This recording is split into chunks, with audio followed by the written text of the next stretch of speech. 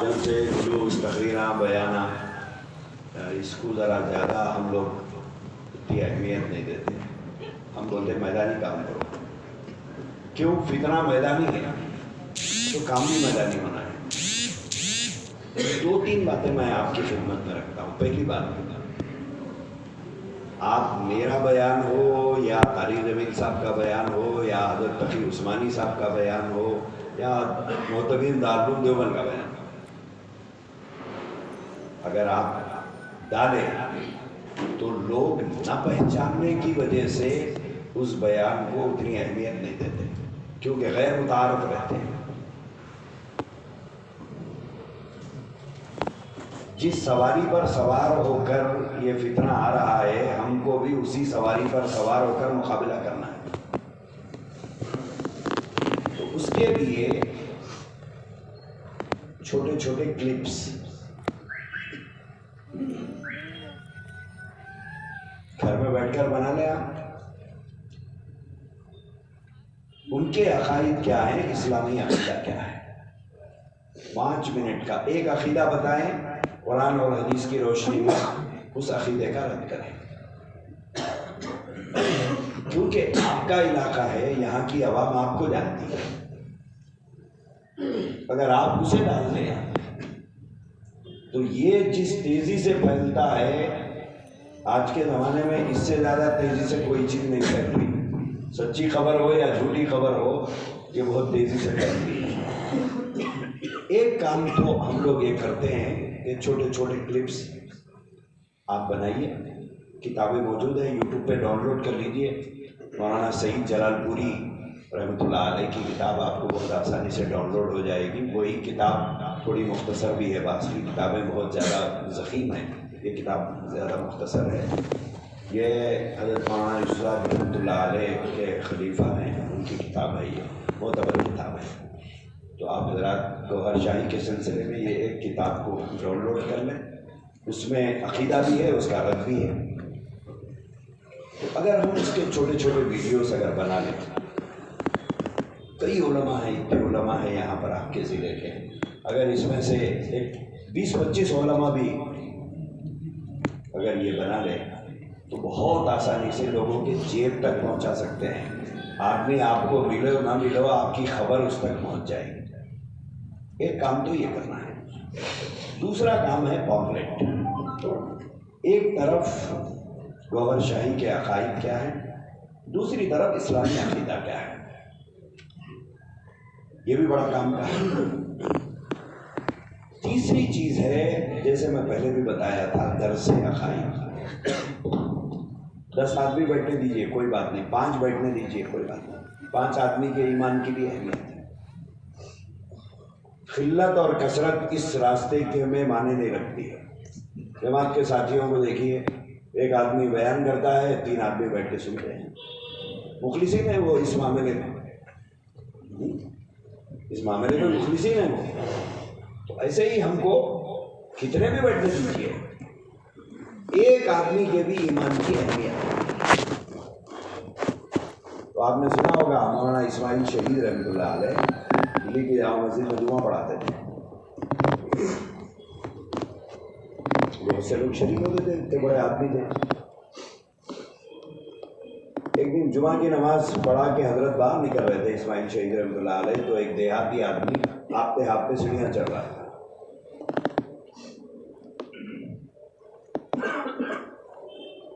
تو اس نے حضرت اسماعیل شہید رحمۃ اللہ علیہ سے فرمایا، ہو گئی نماز؟ بولے ہاں ہو گئی. بولے تم نے نہیں پڑھا نماز؟ بولے نہیں پڑھا. میں ہر جمعہ آپ کے پاس نماز پڑھنے کے لیے فلاں گاؤں سے آتا ہوں، آپ کا بیان سننے کے لیے آتا ہوں. راستے میں بہت سی مسجدیں پڑتی ہیں، لیکن میں آپ کا بیان سننا چاہتا تھا، اس لیے یہاں تک آتا ہوں. بولے آج میں محروم ہو گیا آپ کا بیان سننے سے. حضرت اسماعیل شہید رحمۃ اللہ علیہ نے جامع مسجد کی سیڑھیوں پر بٹھا کر پورا 1 گھنٹہ وہی تقریر کی جو اندر کی ہے.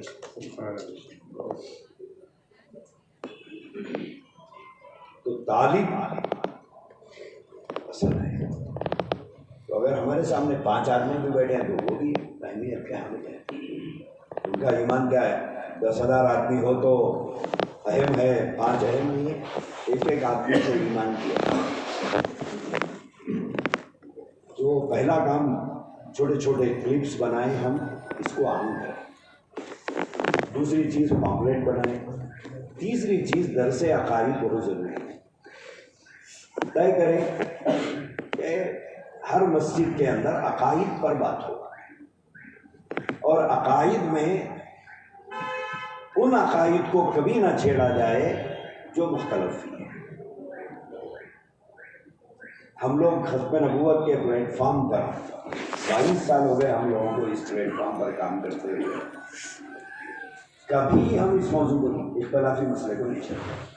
بینر اوپر ختم نبوت کا ہے تو اب اختلاف نہیں. علامہ اقبال رحمۃ اللہ علیہ نے فرمایا رسول اللہ صلی اللہ علیہ وآلہ وسلم کی ذات نقطہ اتحاد ہے. بہت عجیب بات ہے. یہ امت کس چیز پر متحد ہو سکتی ہے؟ وہ رسول اللہ صلی اللہ علیہ وسلم کی ذات ہے. تو اسی لیے ختم نبوت کا جو پلیٹ فارم ہے اس پر کبھی مسلکی اختلاف بالکل نہیں، صرف فرقہ ضالہ کا. تو درس عقائد میں اس کا بالخصوص وہ مکھی کی عادت نہیں ہونا، سارا جسم چھوڑ کے گھوڑے پہ بیٹھتی ہے.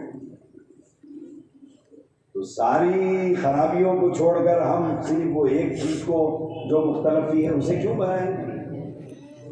تعالوا إلى كلمة سواء بيننا وبينكم ألا نعبد إلا الله. حضور بھی شاہ روم کو جو خط لکھے تھے تو اس میں یہی آیت دیا ہے.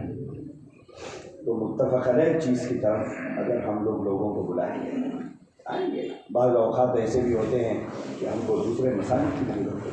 کئی بار ہم کو پڑھی اور ایک پلیٹ فارم پہ آئے ہیں ہم لوگ ختم نبوت کے مسئلے. ہمارے پاس ایک کتاب چلی تھی، اس کے اندر حضور کی ایک شبیہ چھاپی ہے. بڑا مسئلہ تھا. وہ کتابیں ہزاروں کی تعداد میں چلی تھی اور اتنی موٹی ضخیم کتاب تھی. اس میں ایک چیپٹر تھا، خالی ایک صفحہ تھا، اس میں حضور کی تصویر تھی. بہت ہنگامہ ہوا ہمارے پاس اور تمام مسلک کے لوگوں کو میں دعوت دیا، سب آئے. تو دوسرا کام ہے درس عقائد. پہلا کام جو ہے کیا بتایا شارٹ کلپس، دوسرا پامفلیٹ، تیسرا چوتھی چیز ہے خواتین میں کام کرنا. یہ بہت ضروری ہے. خواتین کے اندر عقائد پر گفتگو، اصلاح معاشرے کی. بعض ہم لوگ نام ہی رکھیں درس عقائد، عقائد پر درس ہوگا. یہ 4 کام ہو گئے. یہ تو عمومی کام ہے. اب یہ ہے کہ یہ فتنہ ہمارے ضلع میں کہاں تک پہنچا ہے دیکھنا ہے. لیکن آپ کے پاس جو کمیٹی شاید بنی ہوئی ہے 8-10 افراد کی، 8-10 افراد ذمہ دار ہیں. 8-10 افراد سے کوئی کام تو ہوتا نہیں ہے. زندگی کی مشغولیتیں، مصروفیتیں، ذمہ داریاں بھی ہیں. تو 8-10 افراد پر مشتمل کمیٹی سے عام طور پہ کام نہیں ہو پاتا. ضلع بڑا رہتا، دائرہ بڑا رہتا، وسائل کم رہتے ہیں. آپ حضرات ہاں بس خالی لکھنے کے لیے ہیں. ہمارے پاس ہم ایک ترتیب بنائے ہیں اضلاع کا. یہاں جو بھی بڑے ہیں آپ کے، ان سے مشورے کے بعد آپ لوگ طے کر لیجیے. صرف میں طریقہ کار بتا رہا ہوں. ایک ہوتا ہے منڈل. آپ کے پاس منڈل ہے؟ منڈل بولتے ہیں اس کو، جو 15-20 گاؤں پر ایک منڈل ہوتا ہے. تو ہم اضلاع کے لیے ایسا کریں ہیں کہ ایک منڈل سے 3 آدمی کا انتخاب کریں. 2 رکن شورا، 1 رکن عاملہ کا نام دے گا. 2 رکن شورا، 1 رکن عاملہ. ان کا دائرہ صرف ان کا منڈل ہوتا ہے. اس منڈل میں 20 سے 25 گاؤں رہتے ہیں، اس سے زیادہ نہیں رہتے. اور فاصلہ بھی جو ہوتا ہے 15 سے 20 کلومیٹر کے اندر کا فاصلہ ہوتا ہے. تو یہ ہر منڈل میں ہم لوگ بنائیں. کیونکہ اب جیسے یہ چکمنگلور ہے، یہاں سے ایک 50 کلومیٹر پہ خبر ملی کہ بھائی وہاں ایک دیہات متاثر ہے یا وہاں کوئی فتنہ آیا ہے، تو یہاں 50 کلومیٹر سے جانا ایک کار دارت، دوسرے دن پھر کہیں سے فون آیا تو وہ پہلے سے زیادہ کار دارت رہتا، تو بھاگ نہیں سکتے ہم لوگ۔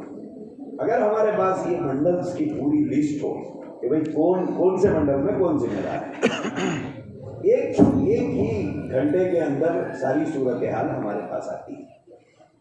اگر ایسی کوئی ترتیب آپ اپنے بڑوں سے مشورے کے بعد اگر بنا لیں تو بہت سہولت سے ہم کام کر سکتے ہیں۔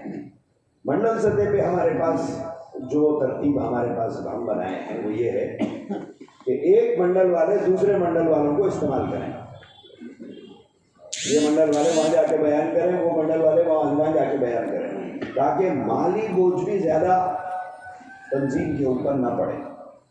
یہ بہت آسانی سے یہ کام ان کے سامنے موٹے موٹے باتیں ہم کر سکتے ہیں، اور جب ایک منڈل ہے تو اس منڈل کا سروے کرنا بھی ہمارے لیے آسان ہو جاتا۔ یہ 3 آدمی ہیں، 30 گاؤں مثلاً ہیں، 10 گاؤں لے لیں، 10 گاؤں اگر لے لیے تو ایک مہینے کے اندر رپورٹ پورے ضلع کی باہر آ جاتی ہے۔ کتنا ہے نہیں ہے تو کون سا ہے، کتنا ہے یا بے دینی ہے، قادیانی ہے یا نہیں ہے، شکیلی ہے یا نہیں ہے، گوہر شاہی ہے یا نہیں ہے، بیٹھ کے بات کرنا ہے۔ جیسے یونس گوہر شاہی کا بتا کے بولے ارے بھائی ان کا بیان سنتے ہیں، سنتے کیا نہیں پوچھنا، سنتے ہیں نہیں سنتے، اگر سننے والا ہے تو بولتا، نہیں سننے والا ہے تو بولتا نہیں۔ تو اس طرح سے ہم لوگ ان فکروں کا تعاقب کر سکتے ہیں، بشرطے کہ ایک بڑی ٹیم بنائی جائے، نہیں تو پھر وہ 8-10 افراد پر مل کر پورا ضلع چھانے تک وقت بہت لگ جاتا۔ ایک چیز ہے۔ دوسری چیز ایک تفہیم ختم نبوت کا پروگرام ہم لوگ پچھلے 2 سال سے کر رہے ہیں، شہر میں بھی اضلاع کی سطح پر بھی۔ اس کے اندر ہم لوگ جو پروگرام کرتے ہیں وہ 26 گھنٹوں کا پروگرام ہوتا ہے۔ ہفتے کے دن مغرب کے بعد سے پہلا بیان شروع ہوتا ہے تو وہ اتوار کے دن عشاء تک چلتا ہے، صرف رات میں قیام، پھر صبح ناشتہ، دوپہر کا کھانا، اتنا ہی وقفہ دیتے ہیں تسلسل کے ساتھ۔ یہ جتنے فرقہ ضالہ ہیں ان فرقہ ضالہ کو تدریسی انداز میں سمجھاتے ہیں، ان کے عقائد کیا ہیں۔ اس کے اندر ہمارے پاس اوسطاً 500-600 نوجوان بچے جڑتے ہیں، اور ٹارگٹ صرف نوجوان بچے ہیں۔ ابھی ہم 21-22 کو ایک تفہیم ختم نبوت کا پروگرام کر رہے ہیں، جس میں 2,500 سے 3,000 بچوں کا ٹارگٹ لے کے چل رہے ہیں ہم لوگ۔ 21 اور 22 تاریخ کو وہ پروگرام ہونے والا ہے۔ تو آپ حضرات کوشش کیجئے، اس کا اپنی سطح پر کوشش کریں کہ اس طرح کا تفہیم کا انداز ہو، تقریر بالکل نہ ہو۔ تقریر ہو گئے تو بیکار ہو جاتا، پھر تفہیم ہو، ایک فتنہ ایک عالم اس کی تیاری کر لے، تفہیم کی سارا مواد پڑا ہوا ہے۔ قادیانیت کے تعلق سے تو اتنا ہے کہ آپ پڑھتے تھک جائیں۔ عالمی مجلس تحفظ ختم نبوت نے احتساب قادیانیت کے نام سے جو کتاب چھاپی ہے، جس میں عالمی مجلس تحفظ ختم نبوت نے بلا تفریق مسلک ہر اس عالم کا مواد جمع کیا ہے جنہوں نے ختم نبوت پر لکھا ہے، اس میں جمع کیا ہے۔ اب تک اس کی 80 جلدیں چھپ چکی ہیں۔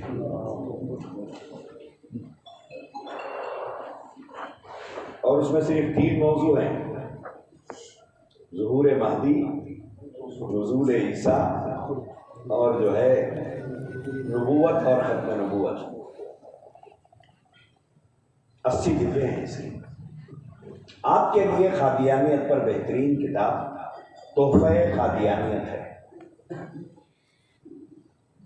یہ حضرت مولانا یوسف صاحب شہید رحمۃ اللہ علیہ کی کتاب ہے، 5 جلدوں میں ہے، بہت اچھی کتاب ہے، اور حضرت کا تعاقب کا انداز بھی بہت اچھا ہے، تو آپ حضرات اس کو پڑھ سکتے ہیں۔ اسی طرح شکیل بن حنیف کے اوپر کتاب ہے، مولانا شاہ عالم صاحب کی کتاب ہے، جو نائب ناظم ہے مجلس تحفظ ختم نبوت، کل ہند مجلس تحفظ ختم نبوت کے، آپ ان کی کتاب استعمال کر سکتے ہیں۔ اور گوہر شاہی کے فتنے کو اگر سمجھانا ہو تو مولانا سعید جلال پوری کی کتاب ہے، آپ وہ کتاب استعمال کر سکتے ہیں۔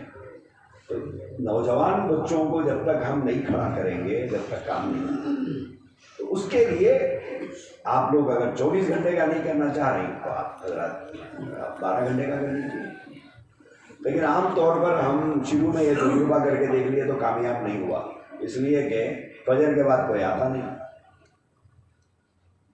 پھر آئیں گے تو 10-11 بجے تک آئیں گے تو قابو میں نہیں آتا، تو ہم لوگ تھوڑا ایک بوجھ پڑ جاتا مالیہ کا، لیکن نوجوان بچے شام میں آ گئے، رات میں ہم لوگ ان کو مسجد نہیں سلاتے، اور فجر کے بعد سے پہلا بیان ہوتا، تو تفہیم کے انداز میں بہت فائدہ ہوتا ہے۔ کئی مقامات پر ہم لوگ یعنی تعلقے کی سطح پر تفہیم کا پروگرام کریں، بعد میں وہاں شکیلیاں پہنچے تو ہماری ضرورت نہیں پڑی، بچے دیکھ لیے ہو، نہیں پڑی، یقین مانیے آپ نہیں پڑی ہمارے، اس لیے کہ سن کے تھے تو متاثر ہونے کا سوال ہی نہیں تھا، علامات بھی بتا دیے تھے ہم لوگ، کیا کیا ٹاپک پر وہ لوگ بات کرتے ہیں آپ سے، کیا گفتگو کرتے ہیں، جیسے ہی وہ گفتگو شروع ہوئی سمجھ گئے وہ لوگ کہ ارے مولانا وہ بتا کے گئے تھے، یہ کوئی پکڑے وہ لوگ، چلو ہمارے مولانا کے پاس۔ تو اب تو رمضان بھی قریب ہے، اتنا کم وقت میں ہونا بھی ممکنات میں سے نہیں ہے، رمضان کے بعد ہی صحیح، لیکن آپ لوگ ذہن میں رکھیں تفہیم میں ختم نبوت کا پروگرام بہت فائدہ ہوتا ہے۔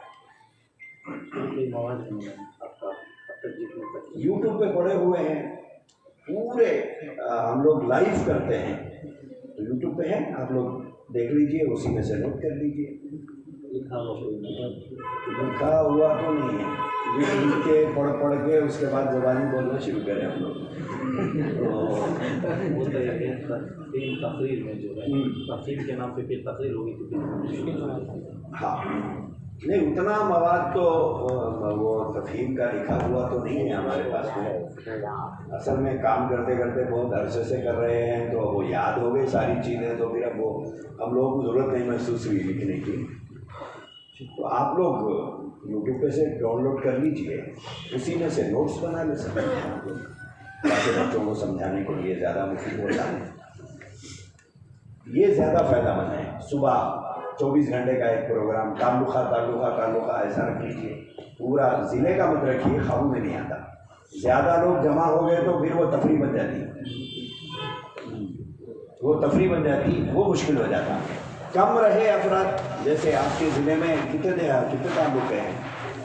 8 تعلق ہیں، 8 جگہ پر رکھیے، ایک مہینے کے وقت سے 8 جگہ پر آپ رکھیے، تو وہاں پر یہاں بھیڑ لا کے 1000 کی جمع کرنے کے بجائے 200 بچے 100 بچے بھی اگر جمع ہو گئے تو خرچ بھی کم ہوتا ہے، بوجھ بھی کم پڑتا ہے، اور سمجھانے میں سہولت بھی بہت ہوتی ہے، بچے دلجوئی کے ساتھ بیٹھتے ہیں اور سمجھتے ہیں، تو یہ موضوعات ان کو سمجھانا ہے عقائد کے، جب جا کر ہی ہم فتنے کو روک سکتے ہیں۔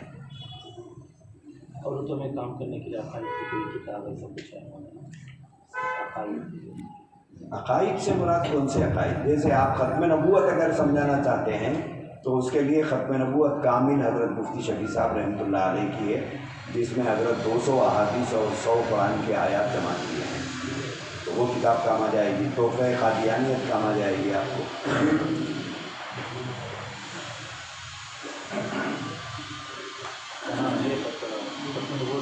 بتاتے ہیں وہاں کیا مقابلے میں جتنے فتنے سب کا تعارف ہے، دیکھیے سب سے پہلے یہ ہے اصل مسئلہ، ختم نبوت بولتے ہی لوگ قادیانیت سمجھتے ہیں، عام طور پہ ہوتا ہے، کیونکہ یہ موضوع پہ تفہیم میں یہ عنوان میرا ہی ہوتا ہے۔ میں 5 چیزیں سمجھاتا ہوں۔ نبوت کیا ہے، ختم نبوت کیا ہے، عقیدہ ختم نبوت کیا ہے، جیسے کیوں سمجھانے کی ضرورت ہے یہ ختم نبوت اور عقیدہ ختم نبوت میں فرق نہیں ہے. کیا فرق ہے؟ ایک آدمی بولتا میں ختم نبوت کو مانتا ہوں لیکن ختم نبوت حضور پہ نہیں مانتا. میں ختم نبوت کا میرا عقیدہ ہے لیکن میں حضور کو خاتم نہیں مانتا. یہ فرق بھی کر کے سمجھانا ہے.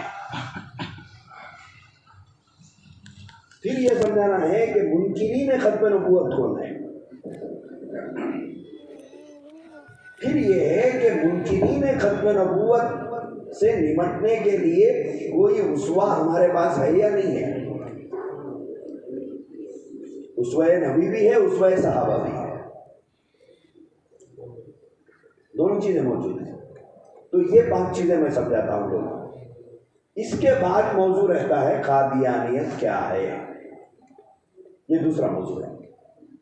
اب پرانے بیان کا حوالہ دیتے ہوئے میرے بعد والا مقرر آگے کی بات کرتا ہے کہ یہ ختم نبوت کے منکر ہیں یہ لوگ. کیوں؟ یہ حضور کے بارے میں کیا عقیدہ رکھتے ہیں، وہ ساری باتیں ہیں. تو یہ ترتیب سے اس کو لے کے جانا پڑتا. ہمارے پاس سب سے پہلا بیان ہوتا ہے ایمان کی اہمیت اور موجبات کفر. یہ مغرب کے بعد پہلا بیان ہوتا ہے. موجبات کفر کیا چیز ہے لوگوں کو معلوم ہی نہیں ہے. نواقض وضو تو معلوم ہے، نواقض ایمان معلوم نہیں. نواقض ایمان ہے نہیں ہے، نواقض ایمان ہے. نواقض ایمان کے بارے میں علم نہیں ہے. نواقض وضو تو خوب جانتے ہیں. یہ ساری باتیں جو ہے تفہیم میں آ سکتی ہیں، تقریر میں نہیں آ سکتی. کیونکہ تقریر میں ایکسیلیٹر کو زیادہ تیز دباتے رہتے تو وہ بہت تیزی سے نکل جاتے، وہ باتیں سمجھ میں نہیں آتی. تو یہ باتیں ساری تفہیم میں آتی ہیں. اسی لیے ہم لوگ تفہیم پہ زیادہ ترجیح دے رہے ہیں، اس کو ہم زیادہ مفید سمجھ رہے ہیں. اس کے علاوہ ہمارے پاس ایک نظام گشت کا بھی ہے، جیسے میں بتایا کہ اب ایسے پیاسے نہیں رہے کہ وہ کنویں کے پاس آئے. آنا تو چاہیے تھا لیکن نہیں آ رہے ہیں. تو پھر حضرت مولانا حیات علی صاحب کی بات سنا دیتا ہوں آپ کو. حضرت مولانا حیات علی صاحب رحمۃ اللہ علیہ پڑوسی ملک کے تھے یہ. تو جس وقت 1953 سے لے کے 1974 کی تاریخ ختم نبوت کی پڑھنے کے قابل ہے، جس کو آغا شورش کاشمیری نے لکھا ہے تحریک ختم نبوت کے اندر پوری تاریخ ہے.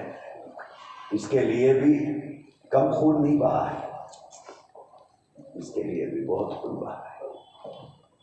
اس کے لیے اتنا خون بہا ہے کہ عطا اللہ شاہ بخاری رحمۃ اللہ علیہ جلسے میں آئے تو لوگ سوال کرے شاہ جی ان کے خون کا ذمہ دار کون ہے، جو شہید ہوئے ہیں ان کے خون کا ذمہ دار کون ہے. عطا اللہ شاہ بخاری رحمۃ اللہ علیہ سادات میں سے تھے اور ان کے پاس پورا نسب موجود تھا. تو وہ حضور کا ذکر جب کبھی آتا تو نانا جان بولتے تھے.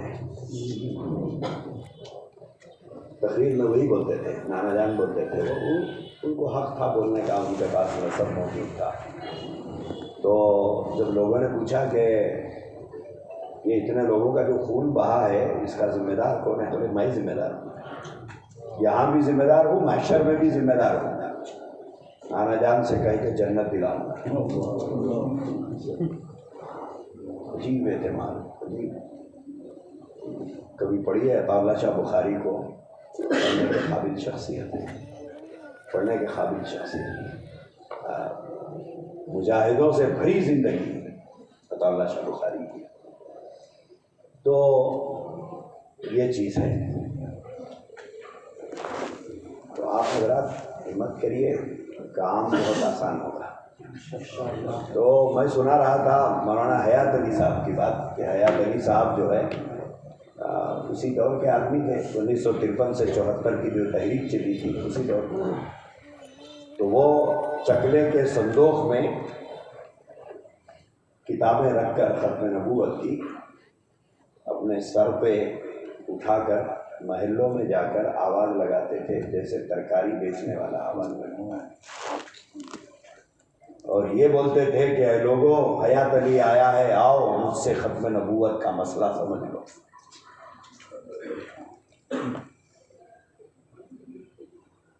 وفات عیسیٰ اور حیات عیسیٰ کا مسئلہ سمجھ لو، آ جاؤ مجھ سے۔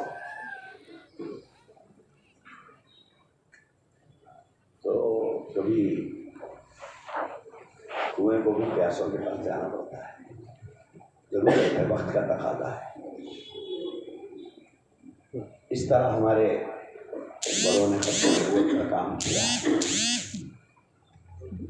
کم قربانیاں نہیں دی ہیں، کم قربانیاں نہیں دی ہیں، بے حساب قربانیاں دی ہیں۔ تاریخ پڑھو گے، علامہ یوسف بن نوری علیہ الرحمہ، علامہ کشمیری کے جانشین جنہیں کہا جاتا ہے، حضرت تقی عثمانی صاحب وغیرہ کے استاد ہیں، حضرت تھانوی علیہ الرحمہ کے خلفاء میں سے ہیں علامہ بن نوری۔ ایک وقت آیا تھا کہ لمبا چوڑا واقعہ ہے، صرف آخری کے دن میں بتا دیتا ہوں کہ جب پڑوسی ملک میں قادیانیت کو غیر مسلم اقلیت قرار نہیں دیا جا رہا تھا، جبکہ حکومت مسلمان، عدالت مسلمان، پارلیمنٹ مسلمان، پولیس مسلمان، فوج مسلمان، اس کے باوجود 53 سے 74 تک یہ تحریک چلی۔ آپ سوچئے ایک مسلم ملک میں 21 سال تک، 51 61 کتنے سال، 53 سے تو کتنے ہو گئے، 21 سال۔ 21 سال میں خون بھی بہا، جانیں بھی گئی، سب کچھ گیا۔ ایک وقت آیا تھا کہ علامہ یوسف بن نوری علیہ الرحمہ پورے ملک کے دورے کے لیے نکل رہے تھے، تو اپنے ساتھ کفن بھی رکھا اور یہ کہا کہ یا تو پارلیمنٹ ان کو غیر مسلم اقلیت قرار دے تو میں گھر واپس آؤں گا، یا پھر یہ کفن پہن کے قبرستان میں بنا دیں۔ اس ختم نبوت کے مسئلے کو جتنا ہم آسان دے رہے ہیں، ہمارے اکابر نہیں بھی ہے اس کو۔ کسی نے مقدمہ بھاگلپور پڑھا ہے؟ آپ لوگوں نے پڑھیے، بہت دلچسپ، بہت موٹی کتاب ہے علامہ کشمیری کی، کہ جب یہ مقدمہ بھاگلپور چل رہا تھا، علامہ کشمیری علیہ الرحمہ ذوق، بیماری، ناتوا، کمزوری کے باوجود بحث کرنے عدالت جاتے تھے، انگریز کا دور تھا۔ تو اس کے بعد نقاہت بڑھتی گئی، کمزوری بڑھتی گئی، تو اپنے شاگردوں سے کہا تھا کہ اگر میری زندگی میں فیصلہ ہوا تو میں سن لوں گا، اگر میری وفات ہو گئی اور زندگی میں میرے فیصلہ نہیں ہوا تو میری خبر پہ آ کے سنانا کہ کیا فیصلہ۔ اس جذبے سے کام ہوا ہے، معمولی جذبوں سے کام نہیں ہوا۔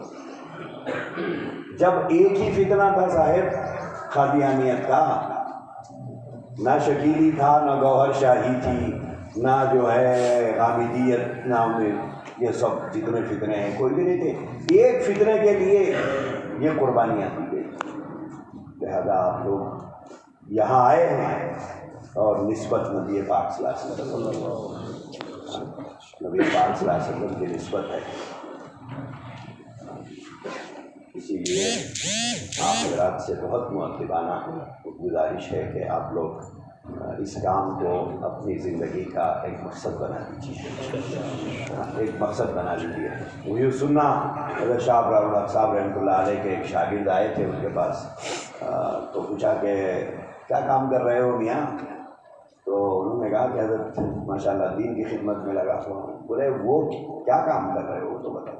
تو کہا کہ مدرسے میں پڑھاتا ہوں اور امامت خطابت کی ذمہ داری پہ۔ تو حضرت نے پھر پوچھا کہ دین کا کیا کام ہے، دین کا کیا کام ہے؟ یہ پریشان ہو۔ تو اس کے بعد فرمانے لگے کہ یہ دو کام جو آپ نے بتائے ہیں اس کے ساتھ آپ کا معاش لگا ہوا ہے، یہ خالص نہیں ہے، کچھ مجبوریاں ہیں آپ کی، کچھ غرض ہے آپ کی، اس کے ساتھ وابستہ ہے۔ کچھ کام خالص اللہ کے لیے بھی کرو، اور اس نیت سے کرو کہ ان اجری الا علی اللہ، آج آپ کی خدمت میں بہت مؤدبانہ میری درخواست ہے، ختم نبوت کے کام کو ان اجریہ الا علی اللہ کے لیے کوئی جگہ نہیں، جزا لیں گے میدان محشر میں۔ اگر ہمارا تعارف اس حیثیت سے ہو جائے، اگر اللہ فرما دے، فرشتے فرما دے اے محمد یہ آپ کی ختم نبوت کے چوکیدار تھے، یقین مانیے اس سے بڑا کوئی اعزاز ہے، کوئی اعزاز نہیں، اس سے بڑا کیا اعزاز ہے؟ اس نیت سے کیجیے کہ مجھے اسی کام کے بدلے میں مجھے حضور کے ہاتھوں آب کوثر پینا ہے،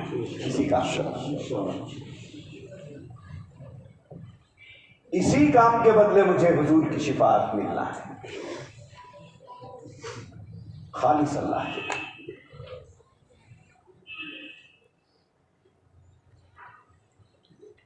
ایسا نہ ہو کہ میدان محشر میں ہماری رسوائی ہو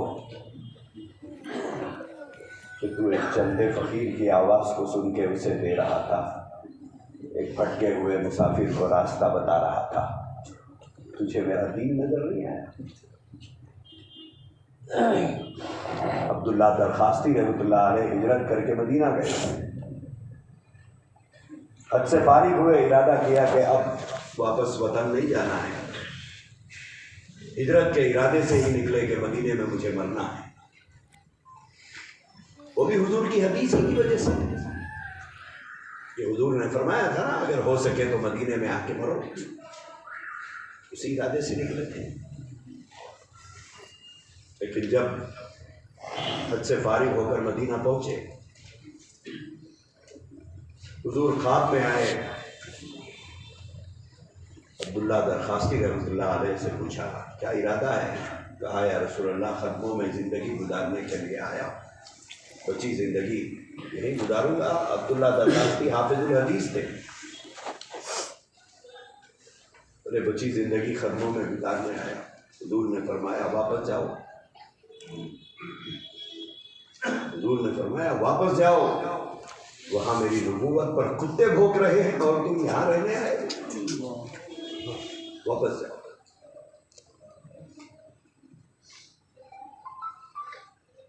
اور فرمایا کہ میرے بیٹے عطا اللہ کو میرا سلام کہنا، کتابوں میں واقعہ لکھا ہے، پڑھ لیجیے، میرے بیٹے عطا اللہ کو میرا سلام کہنا اور کہنا کہ میں خوش ہوں۔ عبداللہ درخواستی رحمۃ اللہ علیہ ہجرت کا ارادہ ترک کر کے حضور کے حکم پر واپس پڑوسی ملک کو واپس ہوئے، سیدھے عطا اللہ شاہ بخاری رحمۃ اللہ علیہ کے پاس گئے،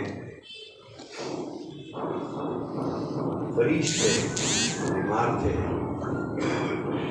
تو جانے کے بعد اپنے آنے کا مقصد بھی بیان کیا، کہا کہ آپ کے لیے تحفہ لایا ہوں مدینے سے۔ تحفے کا تصور ہر ایک کے ذہن میں الگ الگ ہوتا ہے، تو عطا اللہ شاہ بخاری ایک عاشق صادق ہے، عاشق صادق، بے چین ہو گئے کہ عبداللہ درخواستی سے فرمایا کہ زیادہ تڑپائیے نہیں، بتا دیجیے کیا ہے۔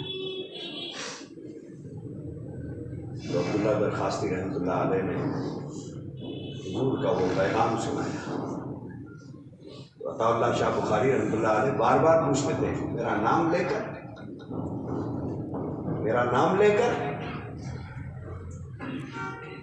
عبداللہ درخواستی رحمۃ اللہ علیہ فرماتے ہاں آپ کا نام لے کر۔ مدہوشی کی حالت میں پلنگ سے نیچے گر گئے، جھومتے تھے۔ دوستوں، اللہ کا نبی کا دین ہم سب ہوتے ہوئے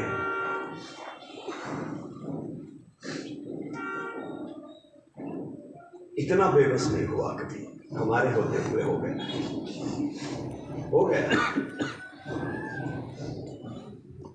بدا الاسلام غریبا وسیعود کما بدا فطوبی للغرباء. عجیب صورت ہے. کوئی اللہ کا باغی، کوئی رسول اللہ کا باغی. پتا نہیں ہمارے نبی میں کیا چیز کی کمی تھی کہ لوگوں نے دوسرا نبی بنا دیا. کیا کمی تھی؟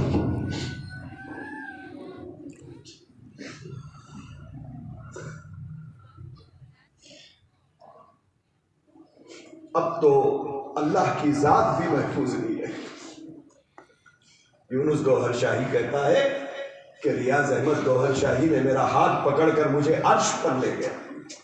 زندے بھی لوگ عرش پر جاتے ہیں، کہیں زندے لوگ بھی عرش پر جاتے ہیں. عرش پر لے گیا. اس کے بعد کہتا ہے کہ وہاں جانے کے بعد سرکار گوہر شاہی میرے نظروں سے اوجھل ہو گئے.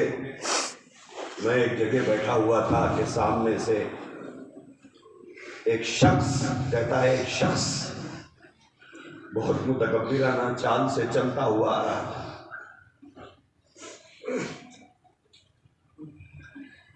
جب قریب آیا تو میں اٹھ کے کھڑا ہو گیا. اس نے اشارہ کیا کہ بیٹھو بیٹھو، پھر کہا کہ ادھر چلو. تو اس نے میرا ہاتھ پکڑ کر ادھر لے گیا. دیکھا تو سرکار گوہر شاہی عرش پر بیٹھے ہوئے ہیں. یونس گوہر شاہی کہتا ہے کہ میں عرش پر انہیں دیکھ کر بےتاب ہو کر ان کے قدم بوسی کی. اس کے بعد وہ جو میرے ساتھ تھا نا، وہ بھی انہیں ان کے قدموں کو بوسا دیا. جانتے ہو وہ کون تھا؟ وہ وہی تھا جس نے قرآن نازل کیا، تورات نازل کیا، انجیل نازل کیا. یہ عقیدے ہماری نسلوں کو سکھائے جا رہے ہیں اور ہم جی رہے ہیں.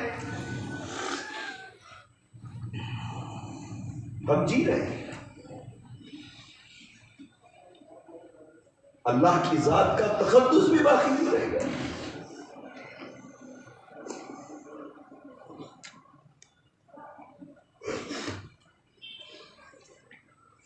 اس لیے میرے دوستوں،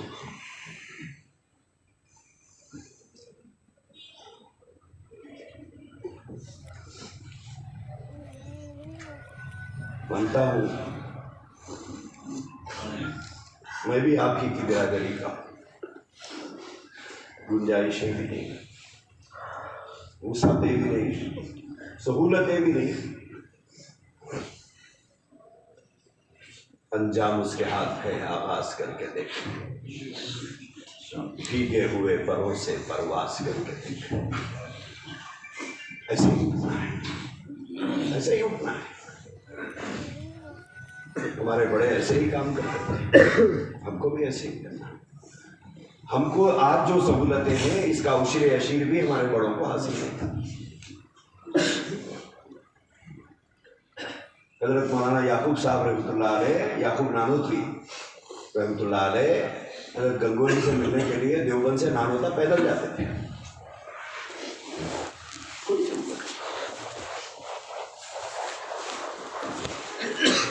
آج اللہ کا فضل ہے، عوام ہے.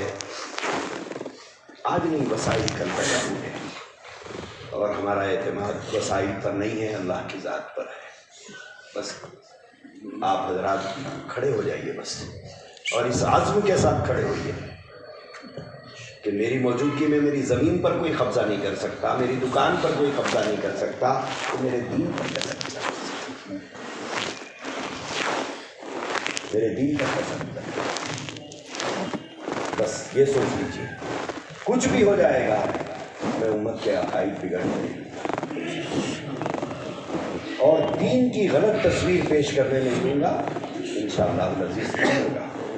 بس دعا فرمائیے امت کا ایمان بڑھ جائے.